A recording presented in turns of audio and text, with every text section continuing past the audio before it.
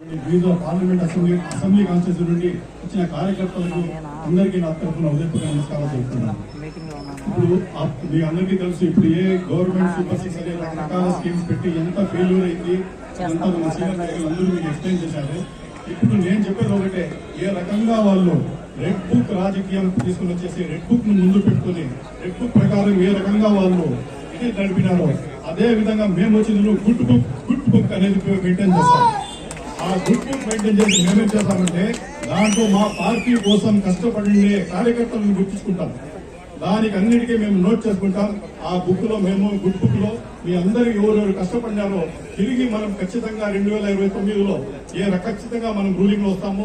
ఆ రోజు ఆ రెడ్ బుక్ లో ఆ గుడ్ బుక్ లో మేము చూస్తాం ఏ కార్యకర్త మన కోసం కష్టపడినాడు, మన కోసం బాధపడినాడు, వాళ్ళకు ఖచ్చితంగా ఈ సభకు జరుపుకోవడం ఖచ్చితంగా మేము పెద్దపీట వేస్తాం. అదేవిధంగా ఈ గుడ్ బుక్ లో ఇంకో అంశం కూడా ఉంటుంది. ఏముంటుందంటే ఈ పరిస్థితుల్లో ఇట్లా ప్రెషర్స్ లో కూడా మన కోసం న్యాయం కోసం నిలబడి ఉండే, న్యాయం కోసం ఏ అధికారులు నిలబడ్డారో, న్యాయం మాట్లాడతారో, న్యాయం పక్క మాట్లాడతారో వాళ్ళ పేర్లు కూడా మేము గుర్తుపెట్టుకుంటాం. ఖచ్చితంగా వాళ్ళకు కూడా అధికారులు వచ్చిన తర్వాత తగ్గ ప్రాతినిధ్యం ఇస్తాం.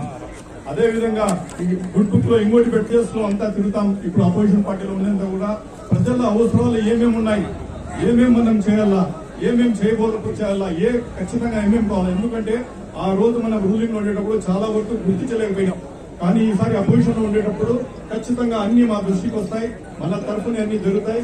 కాబట్టి ఆ అవసరాలు కూడా మేము ఆ బుక్ లో గుర్తించుకొని వాళ్ళైతే రెడ్ బుక్ ఆధారంగా పరిపాలన చేశారు, మేము గుడ్ బుక్ ఆధారంగా పరిపాలన చేస్తాం. ఈ రోజు ఎవరు మనకు కష్టపడి ప్రజలు మన కోసం కార్యకర్తలు పనిచేస్తున్నారో అందరికీ ప్రమాణం చేసుకుంటాం. అందరికీ మేము మా ప్రాణంతో సమానంగా చూసుకుంటాం. మీకు ఏ ఇబ్బంది వచ్చినా తర్వాత కూడా ఇప్పుడు కూడా ఏ ఇబ్బంది వచ్చినా మేమంతా మన ఆకపాటి అమ్మన్నాడు అనే నాయకత్వంలో అందరూ కలిసికట్టుగా ఉంటాం. ఖచ్చితంగా ఏ ఇబ్బంది వచ్చినా మీకోసం ఆహ్వానించడం మీకోసం ఉంటాము. ఏది వచ్చినా మేము మీ అందరి సమక్షంలో వస్తాము. కాబట్టి మీరు ఎవరు ఆధారపడే పని లేదు. ఖచ్చితంగా మేము మీ సహాయం కోసం ఉంటామని ఈ సభా వేదికగా నేను తెలుసుకుంటాను. ఈ అవకాశం ఇచ్చినందుకు నాకు ధన్యవాదాలు.